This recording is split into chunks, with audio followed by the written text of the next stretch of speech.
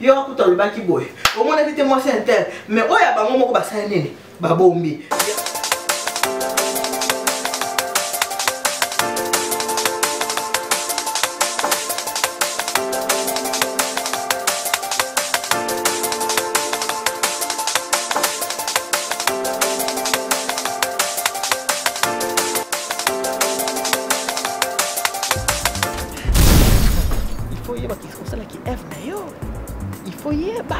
Boyoka. Prépare-nous pour le mariage avec maman Eliane et Nito.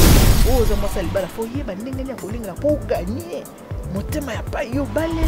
Tomata, tokita, tokende gauche d'autre on peut libala. Basomba ngo kaka. Pour eba que biso mota babala ka biso, ba futa na biso mbongo ndo basomba ka biso. Libala pe basomba. Ba bokilo na biso mona ba tumundo oyo. Balinga ka mwasi ya mwana. Oyo, ayebi kotia mo loboko na poche. Ayebi kosumele moi mai, ayebi kosumele moi sucre, ayebi ko ebate ke alia kito alia kité. Ça veut dire que tu es dans l'obligation de faire quoi? De respecter la belle maman. Tu ne peux jamais manquer du respect à ta belle-mère. Tu n'as pas ces droits-là.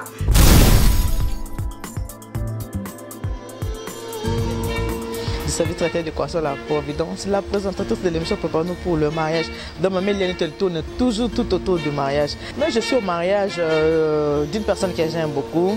La personne, elle m'a connu sur Internet. Elle a aimé mes services. Elle avait apprécié sur Internet. Elle a aimé ce que je faisais. Et elle m'a fait confiance. Elle s'appelle Madame Colette Virginie Ewenge.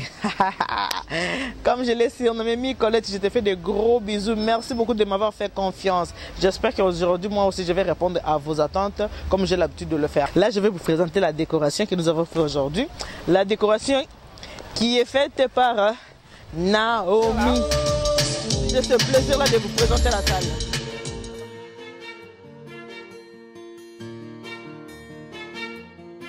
Les empreintes de maman Elianette. La Providence EN. Ça veut dire la Providence Eliane Nitou.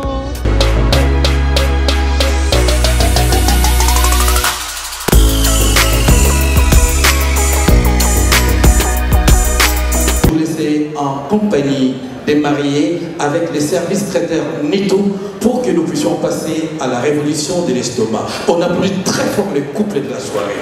Pour honorer les mariés, j'invite la maîtresse, c'est-à-dire celle qui a fait à manger pour nous, la patronne du service traiteur Nitou, qu'on applaudit très fort, Madame Nitou Elia.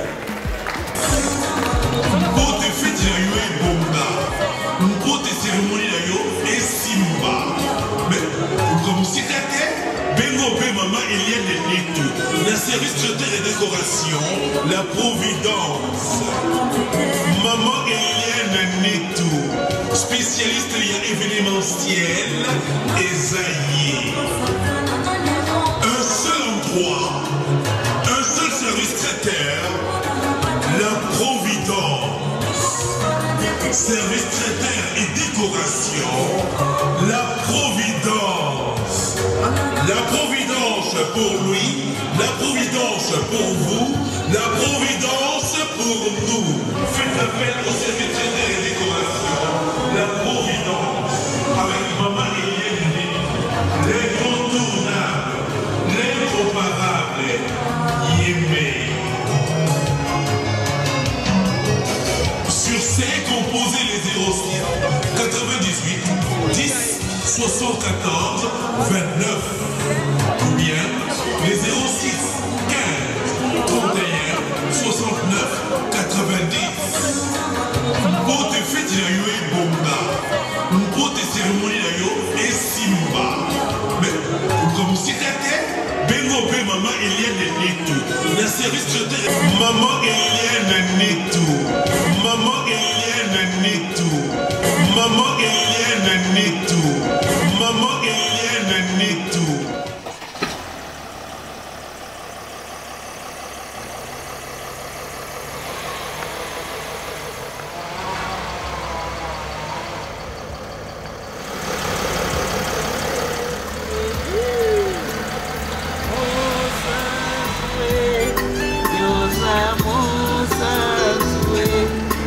Kokanina motote Yahweh Yobungana bozame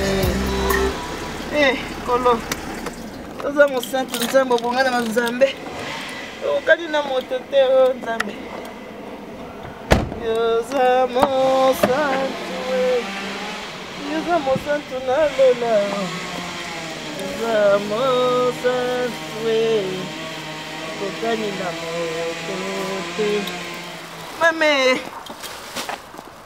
Nzambe Nabonzambe na yoe Nangoza na coffre Luku zate Sacha pamba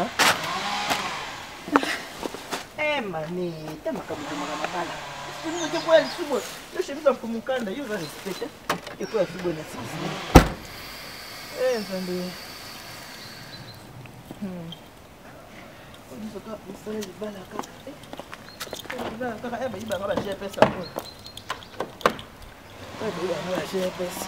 Fancy que pour tout un Fancy et tout un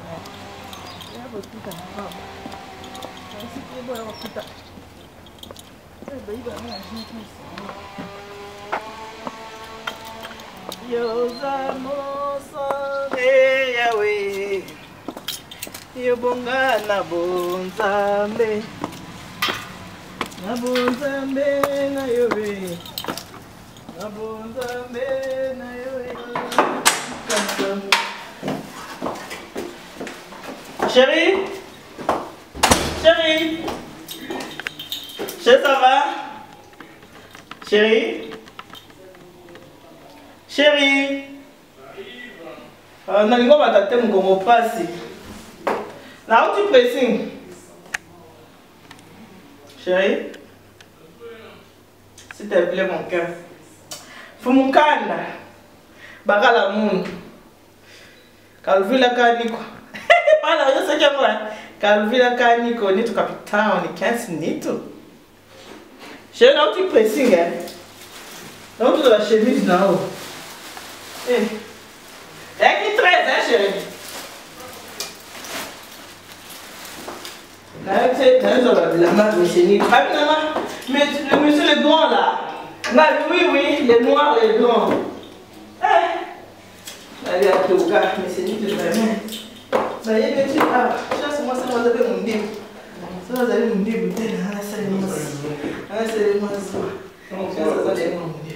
je sais pas si on a tendance. Vous avez tendance, chérie. Chérie, parce que on a tendance. Moi, tu m'as dit tout ça, s'il te plaît, chérie. S'il te plaît, mon chéri. Ça m'a fait un retour.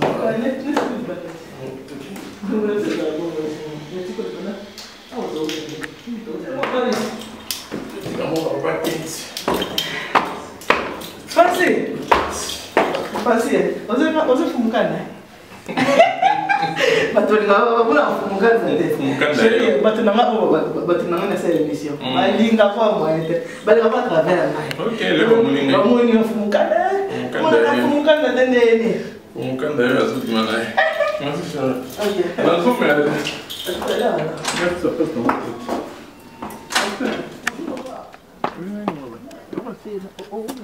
C'est non mais attends. C'est un cas de le voir si vous pouvez vous en faire mais on prend déjà Ibrahim. Ni comme takata quoi. C'est quoi dans le bien? Hôtel qui va courir hein. Eh ma petite nous a choisi la qualité. Dans le bien chérie. Et pour mon année toli et papa ring. Il faut bien. La vie nous veut avec tes on a bien gagné. Ah, pour la peine. T'as dit que vous avez une voiture dans la vie. Si bah il y a mon terme bah check la clé. On va voir ensemble. Mais on a pas fait ça manière.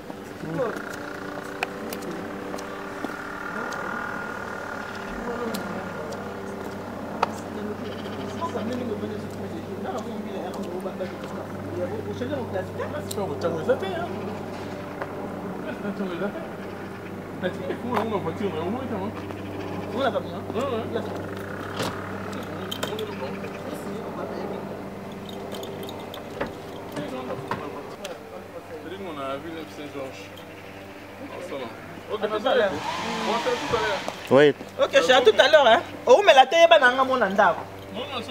Oh, mais t'es chez toi, tu es emballé. Tu attends sur la nuit. Tu attends sur la ordinateur, zone à nous qui parle. Ah, chérie. Allô, bonjour. Mami na moka, mami na moka. Francine Kala. Bon, mon ifumukanda, no tu naka. Papa ni tu to monaka papa ni tu te fumukanda kaluvila kani kone mama ba ngabenga. Bon, mon ifumukanda.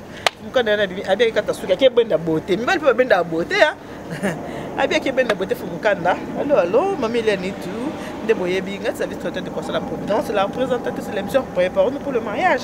Les lots na libino sur ma solaire. Les bino masomo ki to ko bino bobi ke mami le ni tu. Musa ezamsani. Musa la mabalati. Nzambe tango asaki mokili. Atali ka sali makamunyo sali asala bien. Oh. Mais mon client a sali bali ba ko setela ne bali ba ko enjoy. Atali ko lata sabi fona sala moto sali Adam. Ya sali Adam muni Adaba mawa moto ko la mele semula zate. Moto ko repasser les chemises zate habiter fona sala Eve. Eve mo sikoyo tango basali yo. Il faut yeba ki ko sala ki Eve na yo. Il faut yeba.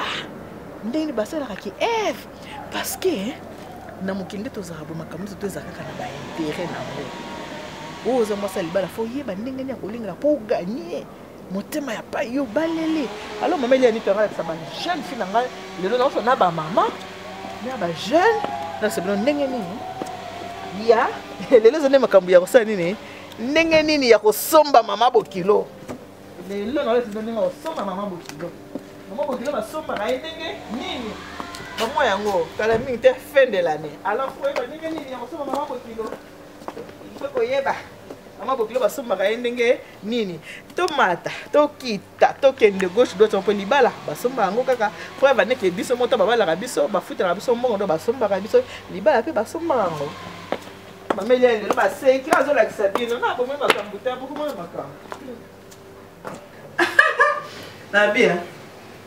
Nde balba onzo nse ko na bomoni fumukanda lena eksema fumukanda bomoni na tutuka fumukanda bimi abi akosani akeka tasuku na yebisa umelater aso na moni tukona ngamoko sino tena zotani ko sana ordinateur yeso ko to so la psimba les samedi nda ko donc c'est pelsinga nde na utolo ba bino boyebi ki mameli ani to azamu to mabala musana ne sala za mabala mutra muto za musana ya salaka de ko ngala sala mama mabala za vuma na kati makila na mala kati makila makamona sa mabala donc tant chef bon na ngana lali na la muki na likambusu ke nzamba inspira bien mwana nga folo baboy yebisa boy donc nga naza wana pona musala ya mabala na oche bino boy na kasi botala kindenge to na otokola bino la fa passer ngeni ya kosokola a chérie na makolo kola tela ye mwachu na bebe so dateli mwachu na bebe ah pas même mwana kata elle sacré ngaye boli misangai nazo leta fromage de chèvre.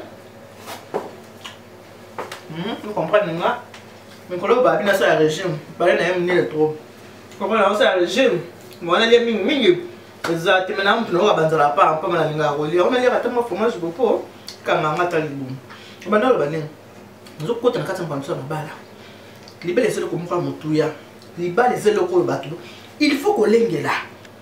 Kolengela ilo wa bingo libala mais lelo eza kambo kolengela bokilo mala sabino ndenge nini libala basombaka ndenge nini okoki kosomba bokilo ndenge nini okoki kolengela bokilo il faut koyeba ke to comme la fin de l'année tout ça déjà dans le mois d'octobre lobi alpulation za basu to dans le mois de novembre mois de décembre to to kota na mois de décembre to ba pesa ka de boyeba ke ba bokilo na biso bomona ba tumundo oyo balingaka mwasi ya mwana oyo ayebi kotia mo loboko na poche ayebi ko sumele mwa mai ayebi ko sumele mwa sucre ayebi ko ebate ke alia kite mingi to ebi ke to na mboka mundele nazo so mingi na ba mama ba lwa baninga na nga ba mama tant to vanda kana bana na biso parce que bana biso mtu to bota ka bango biso ni photo la kisabana ke mwana nga omoni na libale pa ozokende taleza kaboy ezala kaboy par exemple webisi mwana omoni pa ozokende na libala ezali famika babali yo metongo ozokende kuna ozoyoka bazolo ba makambo na mama famille monoko vandisi yango okangi yango ozo penza sparadra okangi pourquoi boyebisa mwana nde mwana parce que mwana koki kolonga ba bla bla na ezala na ndako akela ndako libata baba omoni atel boy oyo bango bakolo ndako bakoloba ba oteni compte na mote mais oyo mwana akoloba ya on est bakokanga au monde qui était moi c'est un tel yo akuta le baki boy au monde qui était moi c'est un tel mais oya bango moko basala nini babombi ya moninga basala nini bazobi yango to yiba ko yebisaka bana ke mwana soki babali yo eloko babengi bokilo aza mutu oyo balengelaka bokilo aza mutu ba respectaka il faut ba ko respecter maman ya mobali ya bali yo il faut ba ko respecter papa ya mobali oyo ya bali yo baza très important na lobaka toujours biso toza ba bantu qui dit bantu tobalaka famille biso ba bantu tobalaka famille koba la famille la kisene tala ceux qui moi si azu mobile ceux qui moi so azu mobile ezakanini oh tango tuna ndenge kuna situation ba moto mona ah non maman tu sais ne pas encore parler avec leur oncle ah ils attendent aussi la réponse de leur tante no quoi ça le bakoloba tata moi ça le bakoloba papa leki ezala cousin pas na biso kutu balu batoka na cousin te biso baba balu bazaka bandeko na mboko na biso baboko li biso nengwa na biso tozaka na biso kaka bandeko ata mulu bana voisin ani ka ndeko na ngai balu batozaka na biso ningi wana donc et pas na biso qui cousin ezala raté ezaka ka kibondeko toza ningi wana donc et puis ba maman to baninga koleksa bana et pas ibabale yo eza famille mususu ya solo pour que kota na kati pour pese le monga baba balio mais il faut za na technique ko yeba ndenge ni ya ko vivre na kati ya famille wana ska yo okay il faut ko yebisa ka mwana mama bokilo lelo nazo beta c'était nazo ba mingi pona mama bokilo pona papa bokilo yo mwana biso ba mama to yeba koleksa bana na biso bana libala tala bana ndenge baninga la kanga na kati ya mabala na mwana ka bana tango ba ya akosa ta ba devina bango au moins ta muso me ko so mukina ona ko ba makamuso na sola na batute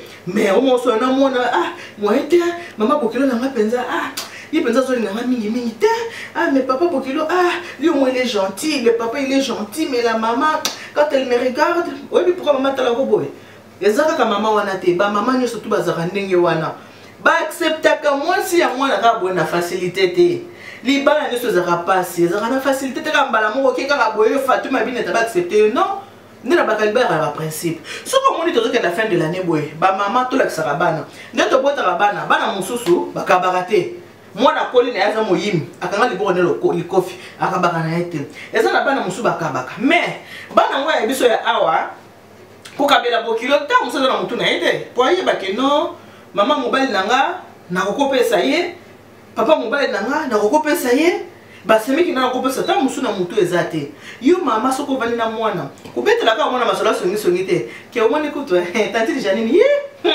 ye kutu mikolonga ata to kutana na muziki wana kutu te kutu apesa na mbote na usa kutu kwa na monete e bongo yebite cousine wana encore na mama ne tanto bana ko to bana ko na bien tata cousine na ko za president na yete ko za la bien pesa na yete parce que ngala mama bango ah yo vanda kana jeune fille na yo oza kwa cliquer kama mon négatif ka mabe kaka ya mabe kaka olia ovanda na mwana obanda ko bisa mwana nga o mwana libala pa ko kende tala libala ezalaka boye yeba ko sukola nzoto na yo awa ko mama ko sukola nzoto le na so ba pizate yeba ko lengela babokilo na yo eza très important alors ceux qui bino bozo so atteint ko yebisa mwana bana te bana musupe baza awa mama azate papa azate aza peut-être na tata moi si tona nani mama kulutu to mama leki to yebite mais ngai mama ele ya nitu lokola naza awa na sa moi na grâce on nzamba salinga pona ko lakisa bino bana yango wana bana boyoka préparons-nous pour le mariage avec maman Eliane Nitu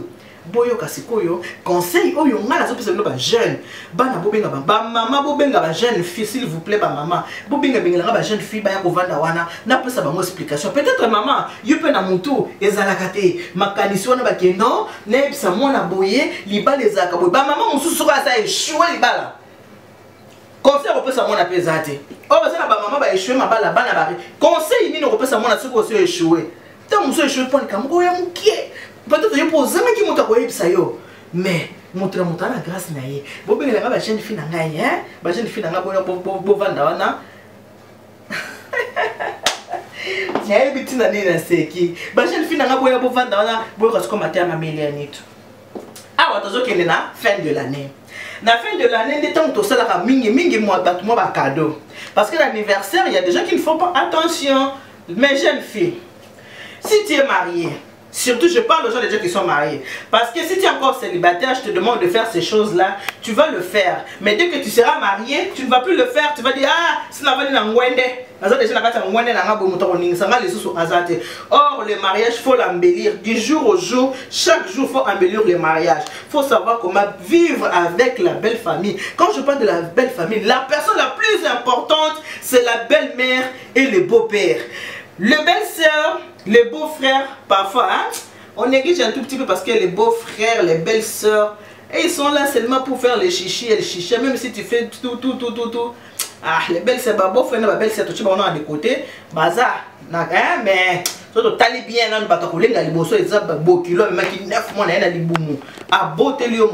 maintenant, vous les jeunes filles, vous qui êtes dans le mariage, même si vous venez de vous marier, les jeunes filles qui sont déjà dans le mariage, maman Elianitou, je suis venue aujourd'hui pour vous parler. Je vais vous montrer ces choses. Ces courses-là, je les fais que pour vous. Parce que je me suis dit, si je parle, peut-être vous n'allez pas comprendre. Ah, maman Elianitou, elle a dit quoi? Elle parle de ça, elle parle de quoi? Elle parle de quoi? Voilà les exemples qui sont devant vous. Je m'adresse à toutes les jeunes filles qui sont mariées. Là, on est au mois d'octobre. Bientôt, ça sera le mois de décembre. Je sais que parfois tu dis, moi avec ma belle-mère ça ne va pas, avec ma belle-mère, le mariage il faut l'acheter, il faut resomba libala, basomba libala.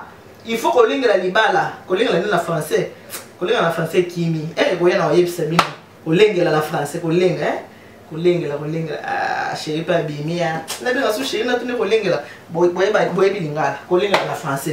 Il faut qu'on lingue la. Libala, il faut savoir comment être avec la belle-mère. Tu dois respecter ta belle-mère tant que tu respectes ta mère. Tu es obligé de respecter ta belle-mère parce que c'est elle qui a mis cet homme-là, ce monsieur-là au monde. Si elle n'était pas là, cette maman-là, qui a porté cet enfant-là pendant 9 mois dans le ventre, il a vécu les hauts et les bas jusqu'à ce que le monsieur atteigne un certain âge pour t'épouser toi. Ça veut dire que tu es dans l'obligation de faire quoi? De respecter la belle-maman. Tu ne peux jamais manquer du respect à ta belle-mère. Tu n'as pas ces droits-là. Parfois, tu peux manquer du respect à ta mère. Tu peux le faire parce que c'est ta maman. Mais à ta belle-mère, il ne faut pas oser. J'aime pas les jeunes filles qui ont l'habitude de dire, ah, moi avec ma belle-mère, ah non. Parfois, quand je la croise, parfois, j'ai fait semblant de ne pas la voir. Ah, je seulement dit bonjour comme ça, je suis partie. Non, moi, je n'aime pas comme ça. Ça, ce n'est pas bien. Ce n'est pas les éducations que nous avons eu au pays. Même si vous êtes ici, vous êtes né en France, vous êtes né en Belgique, aux États-Unis, vous êtes toujours des Congolais. Il y a le sang congolais qui coule dans vos veines. Et voilà pourquoi je suis venu vous montrer. Je ne vous agresse pas. Excusez-moi de parler comme ça. J'ai haussé le ton pour que vous puissiez bien me comprendre. Parce que si je ne hausse pas le ton, vous allez dire, ah, maman, il y a du tout. Et là, parler là-bas. Non. Aujourd'hui, je parle. Ce n'est pas dans le mauvais sens. C'est pour vous apprendre comment vivre avec la belle-mère. Il faut mettre le garde-fou, comme on le dit. Une belle-mère, c'est quelqu'un de très importante. Parce que la belle-mère, si la belle-mère ne t'accepte pas, tu seras malheureuse toute ta vie. Même si ton mari, il est là te dire, tu sais, ne fais pas attention à ma fille, à ma famille, pardon, ne fais pas attention à ma mère, ni à machin, toi tu es avec moi, je t'aime. Oui, même s'il t'aime, il y a une personne là, une personne qui est très importante, à qui tu dois vraiment penser à tout moment. À qui tu dois du respect. Je ne parle pas des papas parce qu'on n'a pas vraiment la facilité de manquer du respect au papa. On a toujours la facilité de manquer du respect aux mamans. Mais aujourd'hui, je suis venue vous parler, vous montrer comment vivre avec une belle maman. Bientôt, c'est la fin de l'année. Comme c'est la fin de l'année bientôt, maintenant, je vais vous demander de faire comme ça. Une belle-mère est très importante. Je vais le répéter 1 milliard de fois. Comment respecter la belle-mère?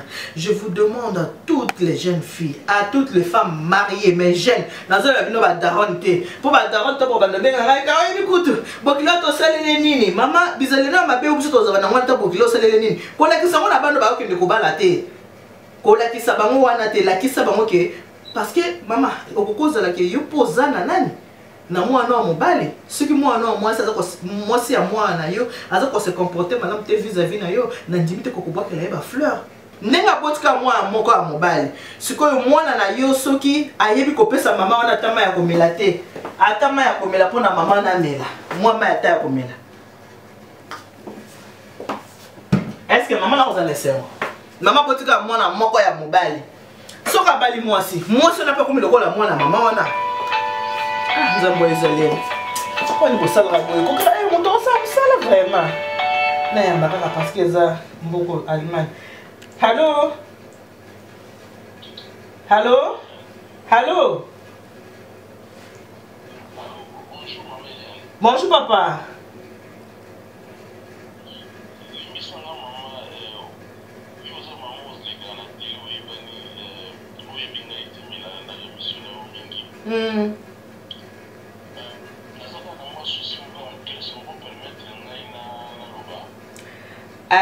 Papa na osenga bolimbisi muke parce que nde to so abonazo sa l'émission moyen o pesa o betelanga liselo ngo siko ezate soko koki ko benga ngai ata na 20h to comme 18h40 soko ko benga ngai na 20h comme ça to kozana temps ya kosola tranquillement s'il te plaît.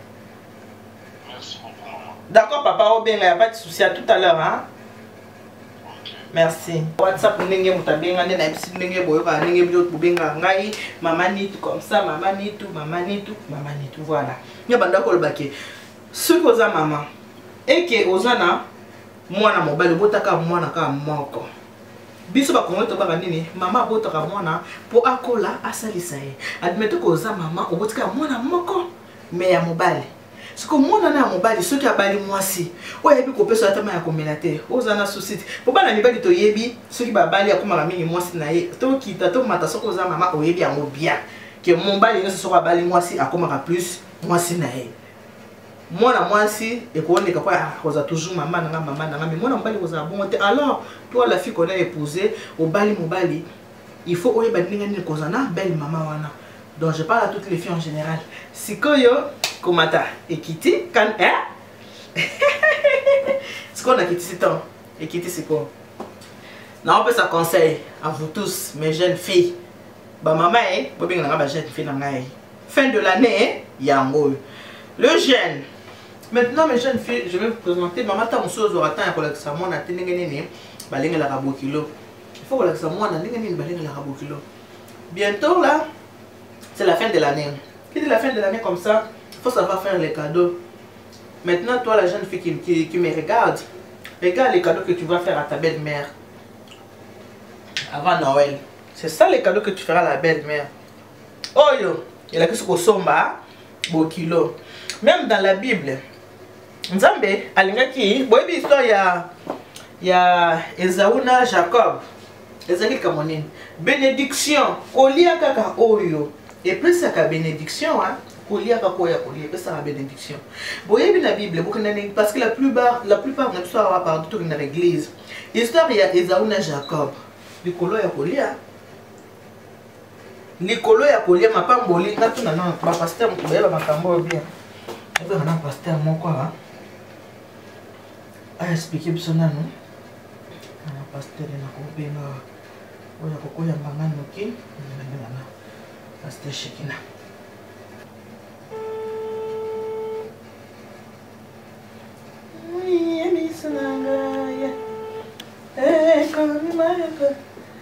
Allô? Allô, bonjour pasteur. Oh oui, bonjour maman. Pasteur Shekina. Oui maman. Eh, papa Boni. Ah oui, ça va très bien maman Eliane. Ah, Mikolo, hein? Ah oui, tout ça, on a la grâce, c'est bon. Ah, d'accord. Il faut y payer. Moi, je suis Mikolo, mais je suis Kala, je suis Kala, ah oui, tout ça, on a fait le maman Eliane. Bino boluka bampa tete ya pasta. Voilà, donc il y a ton temps le comportement à l'essence. Ah d'accord. OK, pasteur. Limbisa na déranger muke. Naza en pleine émission et puis naza bona sonno na chef vraiment na nini na haut-parleur hein. Oui. Pour nazo solo na ba jeune fille na ngane na mesana na lesa bon ndenge nini ya kolengela bokilo mais na yebi mambo kolengela bokilo et que na mingi na makambo kolia. Na yebi ki kolia et pesa ka pe bénédiction makasi. Yango na lingaki est-ce que okoki ko expliquer mukie o tata mingi tata mukie kaka histoire ya Esaú na Jacob. Pourquoi Jacob a qui bénédiction à place à Esaú? Est-ce que koko pesa moi li solo mukie bato ba wala na biso ba yoka yo s'il te plaît? Ah oui, pourquoi Jacob a fait une bénédiction à Isika Esaïe? Oui. Jacob a fait une bénédiction à Isika Esaïe d'abord. De 1, et donc, l'homme a promis à Jacob car on avait béni. Ça va encore, dès que nous avons dans mon canal, il y a Genèse 26 en fait. Tant Rebecca a Zokazeli. Oui. Tant Rebecca a Zokazeli, maman y a Jacob. Oui. Rebecca a dit moi c'est Isaac. Avec le Nzambe, moi les Boumouranais vont tout essayer. Avec le Nzambe, pour tout le Nzambe, pourquoi on a dit Boumouranais, on a Zokabatulé. Nzambe a dit ça, il n'a pas fait les Boumouranais dans la nation. C'est-à-dire, moi, représenter Bachimo. Il y a Boukolo à la jeudi et pas avec Kinaï. Donc voilà, na Upamoula, l'équipe de Boukolo n'a rejeté. Ok. Et on a dit, la raison à Liboso. Alors, et là, on va dire, c'est-à-dire, attitude, il y a des grands frères. Oui. C'est ça, même là, je vais chapitre 26 toujours, dans verset 34, sur le temps, on va dire, Esaü, âgé de 40 ans, prit pour femme Judith, fille de Béli, les Étiens et Basmat, fille de Lot. Pasteur de ce que c'est un côté que nous avons là, oui, pasteur, non, il y a la même fille, même pour lesquels Isaac et Rebecca. C'est-à-dire, moi, si on Esaü a Babaki, avec moi, je vais aller m'appeler. Puis, pendant la Israël, il a m'appelé, Babokilo n'a pas mot. Parce que ça t'a mal. Oui. Pourquoi Babokilo va aller se sentir mal? Pour la bénédiction, il y a mon bail. Babokilo va même madame ou t'es pour la mort en abamo. Donc, papa, mon bail, même madame ou t'es pour la mort en aïe. Oui. Donc, il y a moi aussi, et vous, le d'aller pas mourir. Il y a mon bail, il va pas d'aller. Oui. Donc, quelque part, il a fait malade pour la banabasi, mais on a un bon comportement à l'égard. Il y a pas beaucoup de gens, il y a pas bon frère, en général, la famille de l'homme. Quand on a fait malade, on a pas beaucoup. À isoler mon qualité, et puis à commis anti-famille à mon bail. Il y a des éléments où on est des bénédictions, ça sera la malédiction. Voilà un peu le c'est quoi parce que côté biloko kolia autant on a ni maman ABC abisa Jacob qui lamba pour na papa ali pour bénir yo na lingo all limbo la place wana s'il te plaît. Voilà, on a Genèse chapitre 27. Et ça a dit que tant Isaac a commis mon panier. Oui. À l'église à Pamoula et né de la famille. Pour Israël. Oui. On doit dire qu'on a droit à double âge. Ils ont l'aîné de la famille. Donc c'était Esaü. Ok. Il fallait papa à bénir rien, ainsi qu'à la Lipo. Les ma famille, il va nous continuer à lancer la bénédiction. Ok. Voilà. Du coup, comme il a fait moi, papa le dit à Esaü. Donc, on met dans la moussouni, il y a bien, Alia, on va pas pour la les soleils étaient là où aller au monde dans la samba. Ok. Maman dans la kiwana. Donc maman yo qui est des cas et pas mon lieu non ça ne veut qu'il pas là où tu. Donc je sais que ça va dire pas mon lieu on a génie toi moi je n'ai pas oublié. On peut dire ça n'est pas mon lieu. Amen. Donc voilà moi on a ngani Jacob. Azali awa. C'est quoi ça n'est pas le baga au pamola. Au pamola on peut pas mon lieu pour pas na eleki. Voilà, il y a moi ça là que maman est ici, il y a qu'un exemple, mais on va nous donner un mandat pour dire maman est là, il y a un maman là, on a maman bien, il a fait papa ne pas comprendre.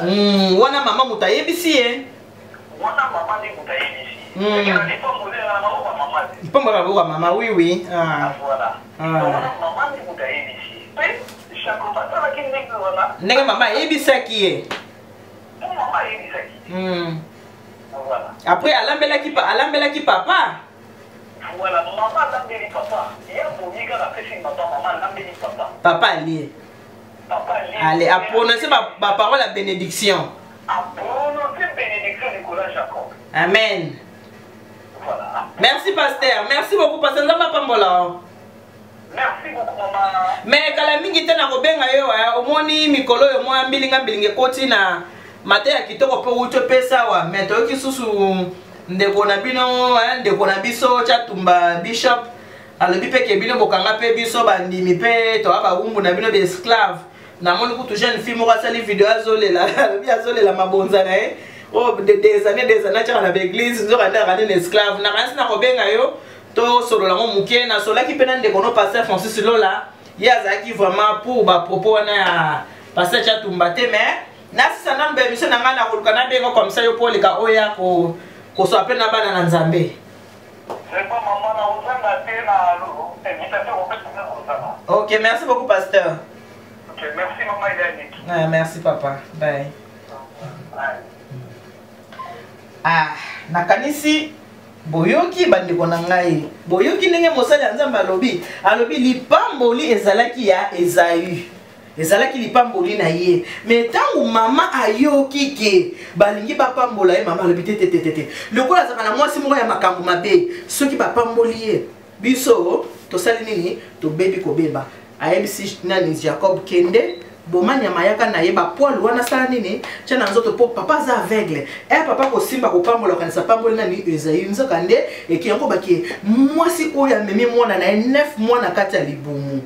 Toi la jeune femme aux mariée yeba ko batela mama ya mobali na yo lengela mama ya mobali na yo bande ko na ba mama to yeba ko lakisa bana na biso ndenge ni akozana mama bokilo ndenge ni akovana na mama bokilo ni ko respecter mama bokilo libala basomba kayango kaka ngai nzungo bozo mono yo nzungo yo botala ngai na bino ba etokola na Kongo to yebi banzungo ya tangwa kala o ba papa bazalaki balamba mama lambi nzungo mama bokilo na ngama Louis mabokilo na Nzamba pambolo ba batela po botela nga mobali malamu kaluvila kaniko nitu capitaine ni 15 nitu oya latisa nga alliance apesa nga valeur toke na Kongo na mobali na ngai toke kotala ba parents kozonga na biso mama bokilo na ngazu nzungo oyo albina ngomoni nzungo oyo yango nazaki na chela ka papa na bino biloko akolia na peso yango yo pe oservaka na mobali na yo. Mais pour nani ni mama bokilo pesa kinga boy.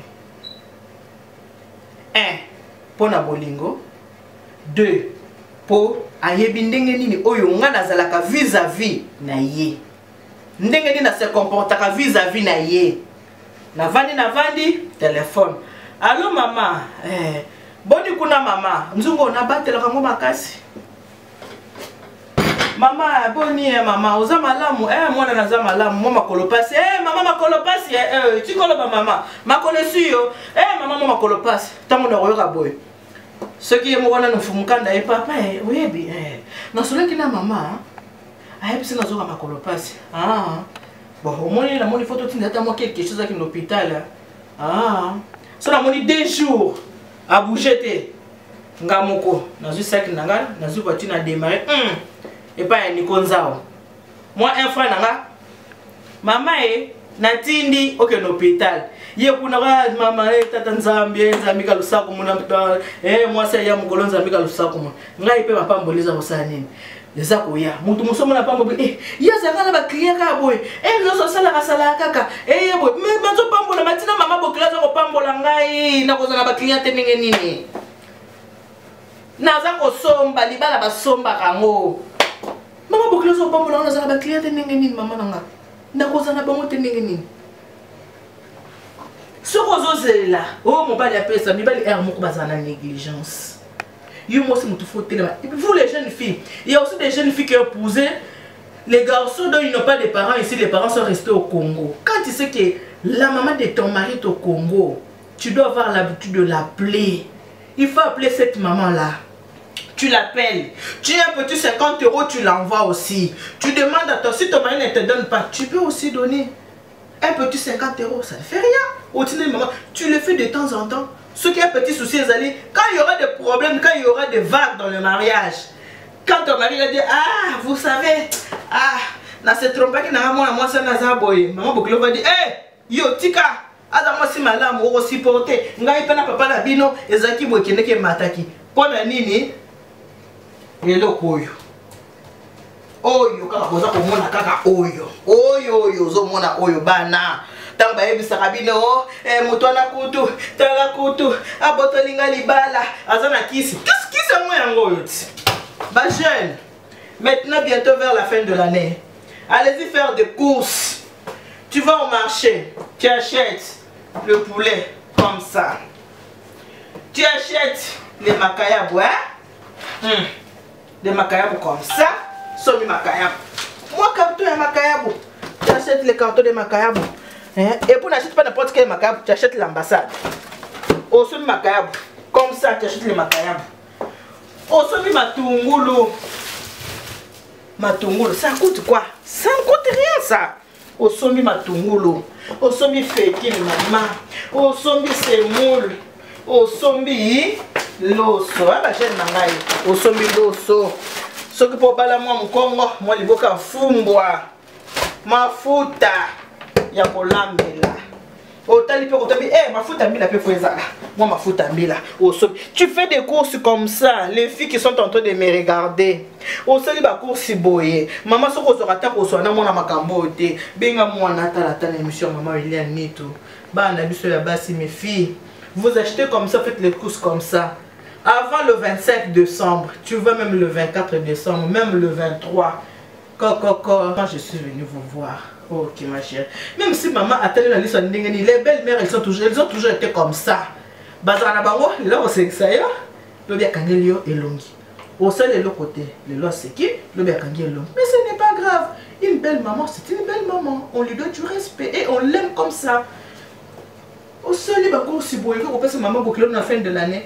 C'est la fin de l'année, hein, parce qu'on peut sa maman beaucoup de cadeaux. Même à ton anniversaire, elle dit hello, joyeux anniversaire maman. Le mois de la journée de la femme, bonne fête journée de la femme. Et comme ce que journée des mères, on a moussou na paye la bosse. Ma chérie, ok. Au sombi les puta, n'engeza boy. Super wax. Sombi les puta yo maman. Hein? Mon local yo papa wemba. Sombi boy, sombi les puta na yo. Super. Sombi les puta na yo boy maman. Hein? Ba jeune fille na bozota nga, o sombi les puta. Pour qu'elle ne peut pas monter pour que ça aille de temps en temps. Sombi atani balé, o somba ye. O sombi moi les puta na yo boy. Hein? Ba maman na ngai. Ba jeune fille na nga, o sombi moi les puta. O kamati les boy, OK. Et pas maman bokilo na respect nyonso. OK na respect, bonjour maman. Bonjour maman, ça va? Ça va? Occupé. Ah maman, ça fait longtemps que je ne suis pas passée vous voir. Voilà, c'est pour ça que je suis venue aujourd'hui pour dire un petit bonjour. Ok, ok, d'accord. Quelle que soit la façon dont elle va te recevoir, toi tu t'en fous, toi tu fais ta part. Tu fais seulement ton devoir. Tu prends ça au fumoli, pour ta maman. Ah, maman, ça c'est un. Si tu as amené ça un peu de ces cadeaux que je t'ai amené maman pour la fête de Noël. Au Kamati, maman talibo ma puta. Ah talibo na moi c'est qu'il y a peur de ça fou. Moi ça fou. Maman talibo. So maman talibo. Moi les kemba tali, ma tourole, moi céleri, moi et sika kozala ma chérie. Na ebiso ki pour akoboya te. Maman bokilo akozwa. Pe akovanda metuni ya solo wana. Mais moi c'est Isaac.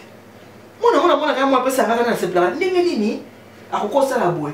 Maman bokilo ta mona biloko e ko kanga mai na mungongo. Akoboya ka yo lisusu te. Ce qui a ma bezali, ce qui a kanisi kaka ke moi na laisser nga moi soso hein. Au moment où tu message nini et qui type sur maman tout ça ndenge wana. Yango voilà lelo na ki na masolo ko so na bino mes jeunes qui me regardent, vous qui avez l'habitude de regarder maman Liliane tout. Le mariage, l'amour ça s'achète. Nous achetons l'amour. Nous achetons même l'amour de Dieu. Dieu nous aime. Mais si tu ne vas pas le dimanche à l'église, tu ne te sens pas bien. Tu dis, pourquoi je ne suis pas parti à l'église? J'ai dormi comme ça, mais il fallait que j'aille à l'église. Pourquoi je ne suis pas parti? Tu ne rappelles ça, mais n'a pas intérêt parce que au moins, je demande, c'est grâce à Dieu. C'est Dieu, oui, que Dieu nous fasse grâce. Tu ne rappelles ça, mais n'a pas intérêt. Napoléon, ce sera intérêt dans la cas. Alors aujourd'hui, je suis venu pour vous parler à vous, mes jeunes filles qui sont dans le mariage. Peut-être tu n'as pas de maman ici. Maman, elle est peut-être au Congo, elle n'a pas le temps de te dire tout ça. Voilà pourquoi moi, je suis comme ta deuxième maman. Je suis comme ta deuxième mère. Je suis là pour ça. L'autre fois, je vous ai montré comment recevoir mon bali. L'autre fois, je vous ai montré comment faire la salle de bain. Dans une barre tout, mon quoi, il y a bien de serviettes propres, il faut pas le manquer. Ça va faire à manger, bien servir ton mari. Nakanisi makamaki na ngwa bino lelo yango nazobe bino ba maman. Biso ba maman boyo ki bien balobi nini maman ya Jacob nda pesa ke mayele wana. A biso ki ba pamboli moi mon bali oyo. Li pambole ke na moi sa motema mabe o moi sa Esaü. Même si to ko so le roi tête. Tika ba pambola Jacob. bapamboli Jacob parce que ezaki na mwasi ya malamu nakasi mpona lelo tokendoka bwana awa soki nani kosabone te bokende kosabone na compte YouTube na compte YouTube ya Maman Elia Neto Papa pour le mariage mpona bomakaka susu ba émission te en tout cas na sepeli bino bokanisa ke bino bolinganga ngani na linga bino makasi koleka ndenge bino bolinganga en tout cas na sepeli mingi nakanisi mpona lelo naloba susu nini nakokobakisa susu awa na oyo nalobi bon moi nalobi mingi tellement nalobi mingi naleta fromage quand on a dit qu'on a aussi un régime de naleta fromage de chèvre yango nalobi ke bana eza assurance ya libala te eza fruit ya bolingo oyo nzambe apambolaka alobi allez multiplier vous remplissez la terre abi ici sur la terre il y aura pas les femmes stériles ni les femmes qui avortent ndenge Biblia momo elobi alors ce compliment ni komi pona yo ne banzambe merci na pesa lokumu na ndenge na balisi pe na ziba koko komisa nzambe eza ndenge wana mais makambo oyo bobosana yango te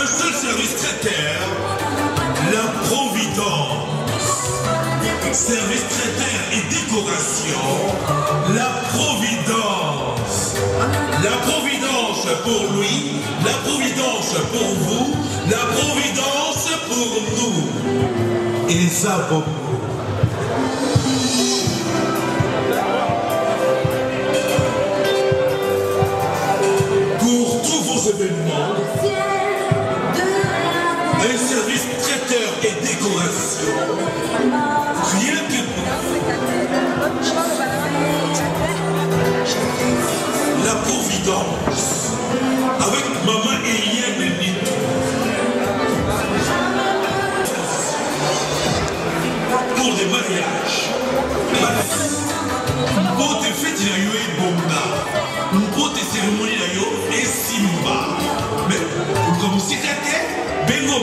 Eliane Nitou, le service traiteur et décoration, la Providence.